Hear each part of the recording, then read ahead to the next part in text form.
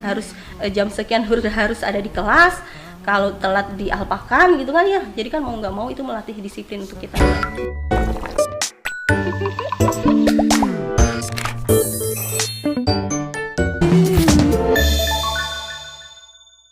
Assalamualaikum warahmatullahi wabarakatuh. Halo guys, selamat datang di acara Bakhus Podcast di Ramadan Ceria. Kali ini di setiap bulan Ramadan di kampus kami Bakti Husada Cikarang akan mengadakan podcast di setiap minggunya, tepatnya di hari Jumat pukul 14.00. Saya, Sipah Humaida, sebagai pembawa acara pada minggu kali ini akan berbincang-bincang atau berbicara ya, kita mengobrol-ngobrol sedikit dengan bintang tamu kita pada minggu ini. Di sini saya jelaskan sedikit terlebih dahulu. Bintang tamu kita pada hari ini adalah sosok wanita yang sangat hebat, cerdas, dan berbakat. Tidak hanya itu, beliau memiliki suara yang sangat ciri khas, yaitu lemah, lembut, dan gemulai. Bahkan menurut saya sendiri, beliau adalah wanita yang sangat memberikan motivasi kepada kita semua agar tetap semangat menggapai cita-cita kita. Karena sukses di usia muda tidak ada hal yang tidak mungkin. Oke, teman-teman semua sudah penasaran kan siapa sih sebenarnya bintang tamu kita di minggu ini? Mari kita sama-sama menyapa bintang tamu kita pada hari ini. Halo, selamat siang Ibu. Selamat siang. Ibu bagaimana kabarnya Ibu? Alhamdulillahirobbilalamin, baik, sehat. Alhamdulillah. Ibu mohon maaf nih ya sebelum kita ngobrol Bu ya. Boleh dong kita perkenalkan dulu nih terlebih dahulu. Ya, oke, perkenalkan, nama saya Ika Prastiwi. Ya. Biasa dipanggil dengan Ibu Ika. Apalagi ya? Kalau tinggal saya sekarang tinggalnya ada di Setu, tetapi saya asli orang Jawa. Saya aslinya dari Sleman, Yogyakarta. Mungkin di sini teman-teman ada yang dari daerah Jogja, mungkin kita sedaerah gitu ya. Kalau untuk apa lagi nih yang mau ditanya? Usia. Kalau usia saya sudah mendekati 40 ya. Jadi udah mendekati tua. Jadi mudah-mudahan nanti apa yang kita obrolkan juga nyambung gitu ya. Tapi tidak terlihat tua kok Bu ya. Masih terlihat ya. Ya, masih kayak belia gitu, masih muda banget. Oke Ibu, sebelum ini ya Bu ya, di sini kan kita masih masa-masa pandemi Bu ya. Aktivitas apa sih Bu yang Ibu lakukan di masa-masa pandemi seperti ini? Kalau terkait pandemi, mungkin kalau dulu awal-awal kan kita masih stay at home ya, semuanya harus dikerjakan di rumah, kemudian kerja pun juga dari rumah. Tapi kalau untuk sekarang karena level pandeminya juga sudah turun, makanya kita kalau untuk kantor kan tetap setiap hari ada di kantor. Tapi mungkin kalau untuk kegiatan di rumah ya lebih kegiatan sama anak sama suami di rumah sih. Tetap sama keluarga. Betul. Tapi kalau kerja tetap kerja Ibu masuk ke ya kantor. Kalau kerja masuk tetap ke kantor. Oke, baik Ibu. Saya dengar-dengar ya Bu ya, apakah benar nih Ibu nih? Ibu salah satu alumni dari Akbid Bakti Husada Cikarang yang bahkan Ibu menjabat sebagai direktur di kampus itu. Apakah benar seperti itu Ibu? Kalau alumni benar, saya dulu alumni dari Bakti Husada. Untuk lulusan saya lulus tahun 2008. Jadi bisa dihitung ya sampai sekarang berarti sudah lulusan hampir berapa tahun tuh? Sekarang 2022 ya, berarti sudah hampir 14 tahun ya. Ya saya lulusan angkatan pertama tahun 2008. Dulu gedungnya juga masih nyatu dengan di Akper, jadi Akper Arbit dulu masih jadi satu di sini. Jadi kalau segala sesuatu kegiatan juga masih gabung dulu di sini di Akper.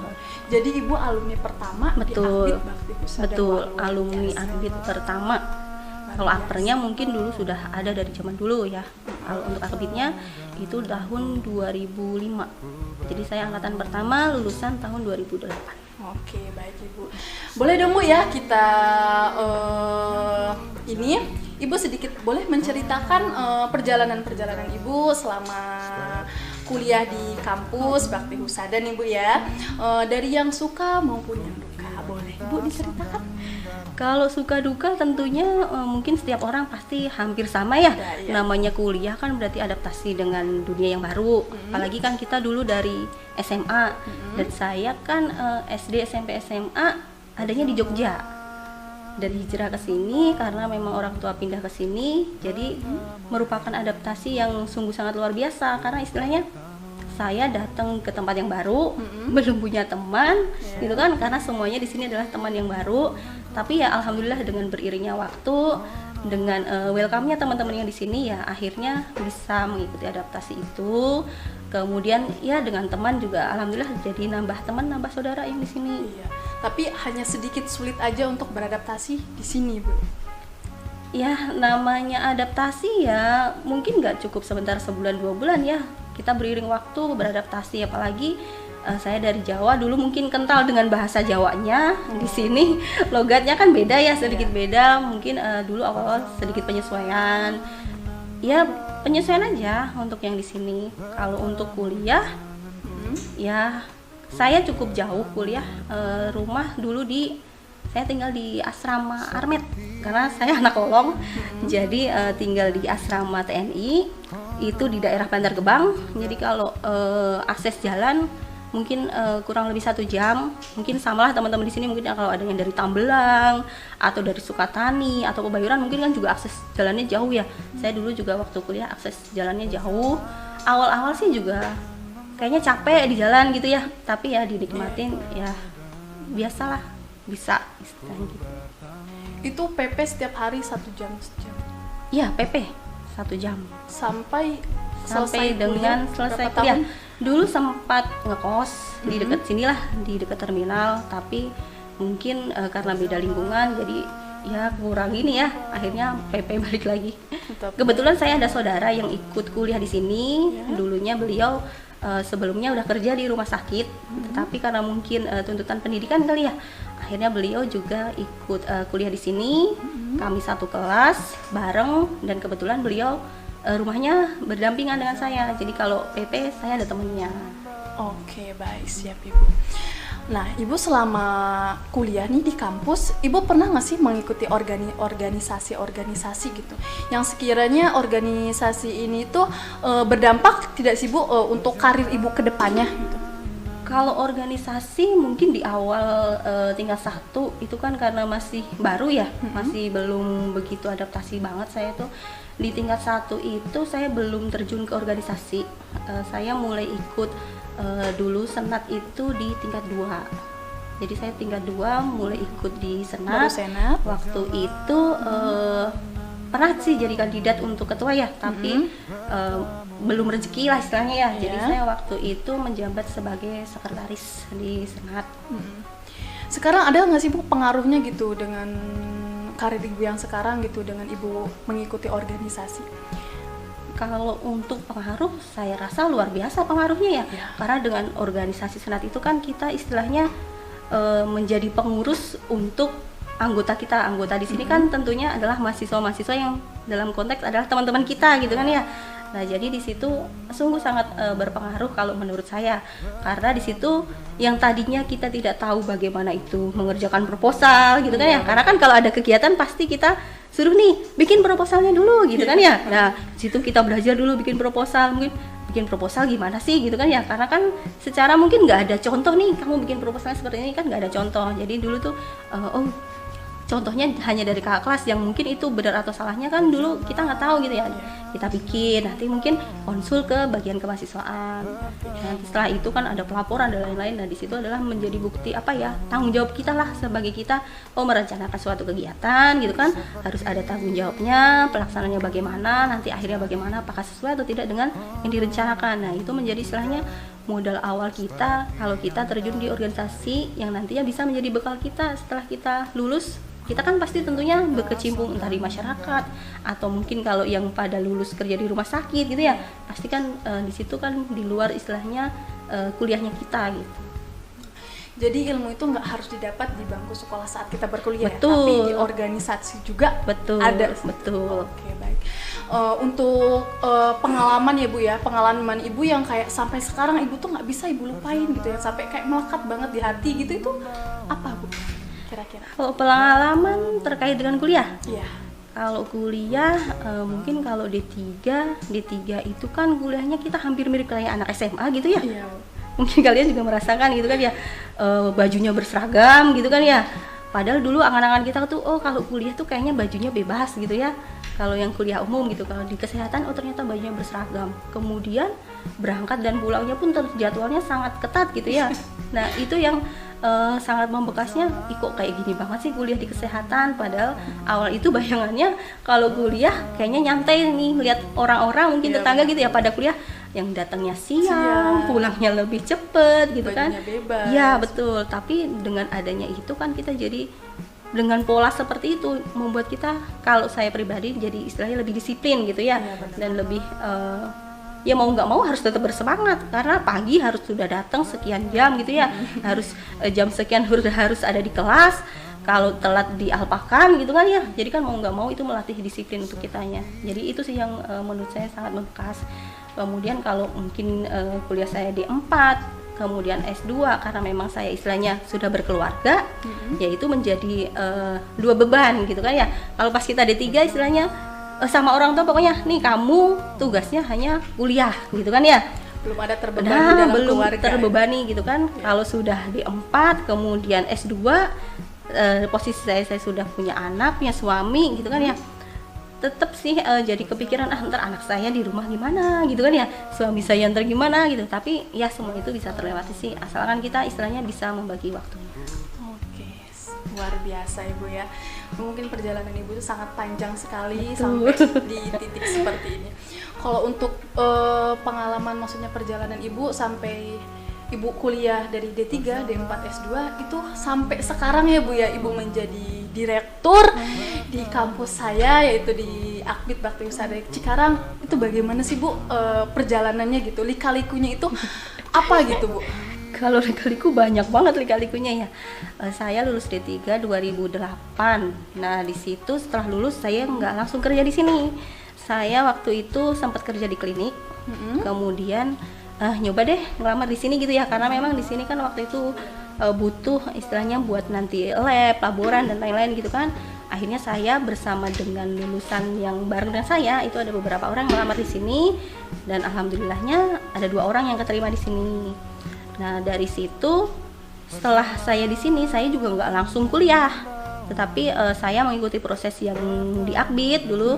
Awal-awal saya membantu di lab, kemudian membantu dosen-dosen yang senior gitu kan ya. Nah kemudian di tahun 2011 saya baru kuliah untuk D4-nya, lulus di 2012. Nah setelah itu juga saya nggak langsung lanjut kuliah, jadi kerja dulu, kemudian mengikuti juga proses yang di sini ya.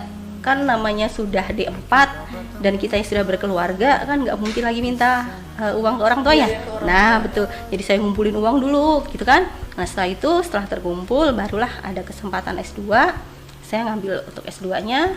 Saya S2 itu tahun 2016 dan lulus kemarin di tahun 2019 awal. Jadi benar-benar ya Ibu sampai di titik itu kayak benar-benar merintis dari bawah. Ibu dari D3 kerja dulu, mencari biaya dari untuk kuliah lagi itu. Oh jadi Ibu benar-benar luar biasa sekali ya. Terima kasih. Untuk penyulit, Ibu itu nikah di usia berapa Bu? Saya dulu jadi ada target. Jadi kuliah pokoknya selesai kuliah. Umur saya berapa ya, 22, 23, mau 23 kali ya. Jadi saya pokoknya target di usia 24 atau 25 nikah. Nah jadi saya juga pokoknya intinya saya setelah kuliah nggak mau membebankan orang tua. Saya kerja, kemudian kalau sudah ada modal baru saya nikah gitu ya. Ya meskipun itu mah istilahnya tanggung jawab orang tua ya, tapi ya sebisa mungkin kita membantu orang tua. Jadi saya sudah bertemu alasannya kenapa Ibu memilih untuk nikah dulu, maksudnya tidak kayak langsung melanjutkan ke jenjang yang lebih tinggi kayak D4 sampai S2 gitu ya. Karena itu ya, tapi luar biasa. Dari situ aja kami semua sudah belajar Bu ya. Emang kalau untuk kuliah itu tidak harus mengandalkan orang tua. Betul. Kita sendiri aja bisa gitu ya, seharusnya dengan bekal yang cukup, orang tua sudah membiayai kita sampai D3, itu aja sudah cukup bekal kita untuk ke jenjang yang lebih tinggi lagi. Luar biasa. Sangat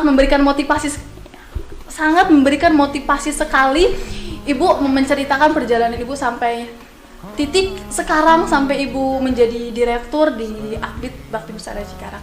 Tapi saya lihat ya, Ibu sendiri kan di usia belum terbilang inilah Bu ya, kelihatan masih muda. Iya, tapi udah mau Ibu, kepala 4 saya. Tapi Ibu masih kelihatan muda, sudah dibilang sukses gitu.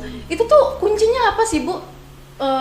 Kenapa Ibu gitu di usia yang segini udah banyak menggapai hal-hal yang sekiranya kayak kenapa sih di usia segini tuh udah dapat gitu, bukannya di usia segini tuh seharusnya masih ini gitu, nggak seharusnya di usia segini tuh Ibu bisa menjabat jadi direktur gitu. Itu kuncinya apa itu Bu? Apakah Ibu sering kayak ya ibadah ditekuni atau apa gitu? Takut saya juga ingin gitu dapat. Kalau kata orang Jawa apa ya namanya, prihatin tuh apa ya di sini, berani untuk sengsara dulu gitu ya, apa ya, mencoba kalau bahasa hal yang baru mungkin. Kalau saya dulu istilahnya di keluarga saya jadi tuh prihatin bisa apa ya, istilahnya jangan kebayang-bayang yang enak-enak dulu gitu ya. Jadi kita tuh memang dari yang susah dulu, di situ prihatin. Nah, prihatinnya bagaimana? Ya tentunya kan usaha dan doa pasti ya. Nah, saya dulu D3 itu mulai tuh kenceng untuk tahajud dan sama kenceng untuk mulai sholat duha. Nah, ya, jadi di situ kan ya namanya usaha kan pasti sudah berusaha gitu ya.